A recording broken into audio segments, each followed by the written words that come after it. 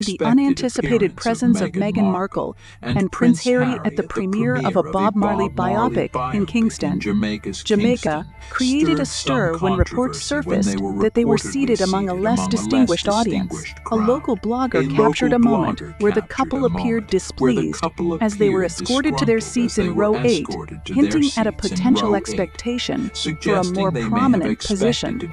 Public relations expert Linn Carratt offered commentary on the situation, finding the awkward moment amusing and speculating that Meghan might have been disappointed not to be seated as guests of honor, especially considering her glamorous analysis of the couple's body language added to the speculation, with some viewers interpreting Prince Harry's beard-picking as a signal of discomfort. According to a source from a YouTube channel, Meghan's composed demeanor supposedly faltered as they were seated among less distinguished guests, with an alleged exclamation of, "I'm a princess, how dare you treat me like this?" This outburst drew criticism for being perceived as indicative of entitlement and a disconnection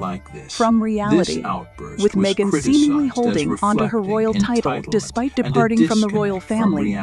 Some observers suggested that while Prince Harry may harbor some regret for their actions, Meghan's conduct appears motivated by a desire for attention and a disregard for propriety. Instances such as the Netflix documentary Curtsy scene were cited as examples of what some view as exhibitionism.